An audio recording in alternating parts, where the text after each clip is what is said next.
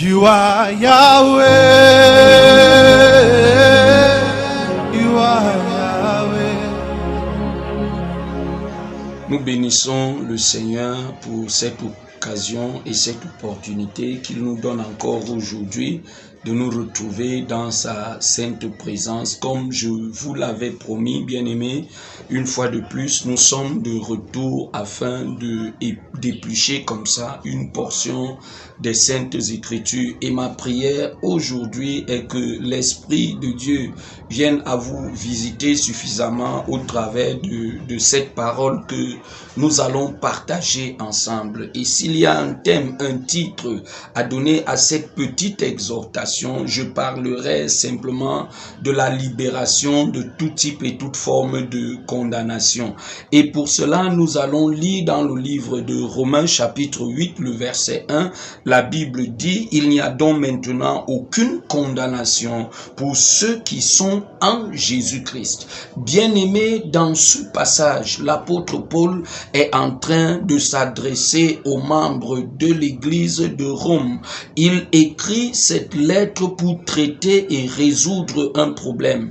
Je voudrais simplement que tu te mettes dans la peau, que tu te retrouves dans ce cadre et ce contexte de la situation que ces différentes personnes, que ce peuple était en train de vivre. Si l'apôtre Paul a parlé de condamnation, si l'apôtre Paul fait cette affirmation ici, c'est parce que certainement il y avait une situation dans laquelle ces hommes et femmes étaient en train de se retrouver. C'est alors en tant que leader, en tant que responsable, il s'est levé à donner une position claire. Cette position qui était la sienne, mais aussi la position de Dieu. C'est la raison pour laquelle elle a été consignée dans les Saintes Écritures. L'apôtre Paul dit aux membres de l'église de Rome, il n'y a donc maintenant plus de condamnation pour ceux qui sont en Jésus-Christ. Ça veut dire que ces gens vivaient dans la trouille, dans la peur,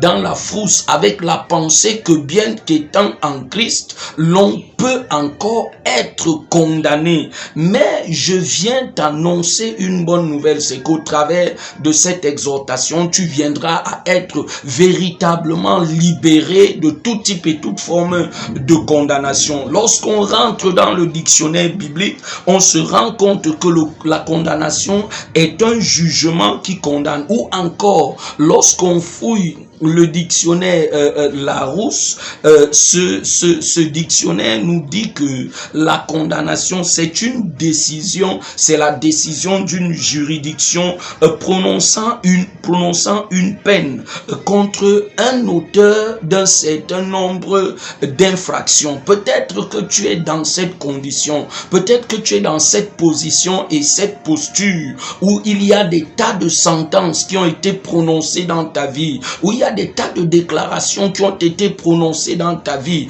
où l'on t'a jugé, où l'on t'a classé, où tu as été classifié, où il y a un certain nombre de choses qui sont en train de t'arriver au jour d'aujourd'hui à cause de ton image, à cause de ta personnalité, à cause de ton caractère, à cause même du rien. C'est-à-dire que tu n'as rien fait, tu ne dois rien à personne, mais un groupuscule de personnes, une juridiction qui peut être une bande de sorciers dans ton village, dans ta famille, autour de toi, dans je sais pas, dans ton entreprise, dans votre société. Oui, des hommes se sont levés et ont décidé comme ça de te condamner. Rappelle-toi du cas du jeune Joseph dans le livre de Genèse. La Bible dit qu'il a été condamné par Potiphar. Il s'est retrouvé dans une prison pour quelque chose qu'il ne méritait pas, pour quelque chose, pour un acte qu'il n'avait pas causé. Au jour d'aujourd'hui, tu es beau,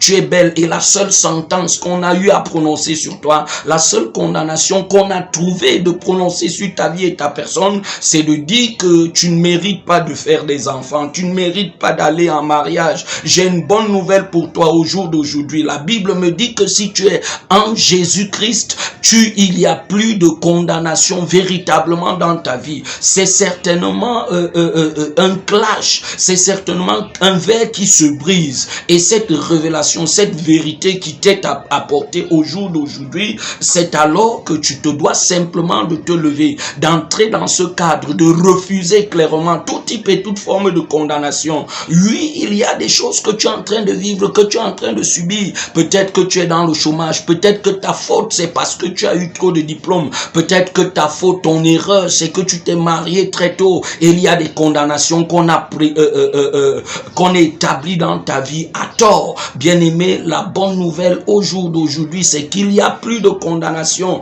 dans ta vie, dans ta destinée, dans ton cadre, si et seulement si tu es en Christ. Mais si tu n'es pas dans le Seigneur Jésus, ce que tu te dois de faire, c'est d'entrer dans ce cadre, c'est d'entrer dans cette logique, c'est d'entrer dans ce contexte, c'est être enfant de Dieu, c'est de te lever, de donner ta vie au Seigneur Jésus-Christ. C'est alors que tu viendras véritablement à être sauvé. Et si tu es dans le cas de Saul de Tarse, un bandit, un criminel, un brigand, une personne qui méritait la mort, le Seigneur Jésus, dans Actes chapitre 9, n'a pas regardé à son statut, n'a pas regardé à sa condition. Si ça ne dépendait que des membres de l'église, ce dernier serait clairement lapidé. Mais le Seigneur Jésus est venu dans sa vie juste une seule fois, parce que il n'y a plus de condamnation véritablement pour ceux-là qui sont en Christ. Il est venu un jour, il a parlé à ce dernier une seule fois, il a donné le mandat, il a donné la commission et la mission à ce dernier.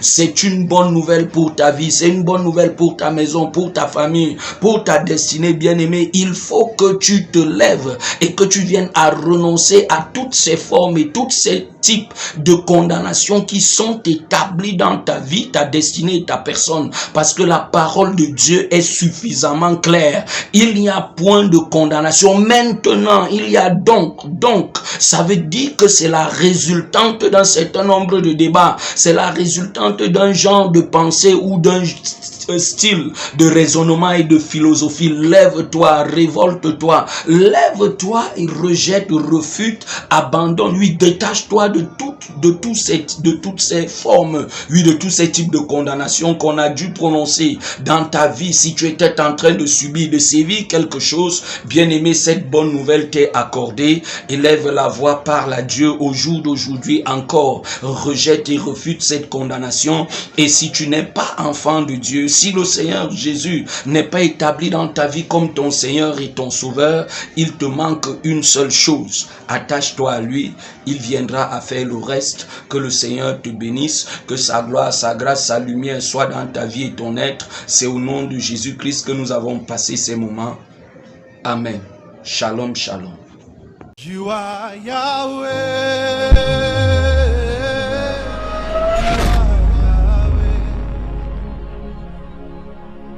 You are Yahweh.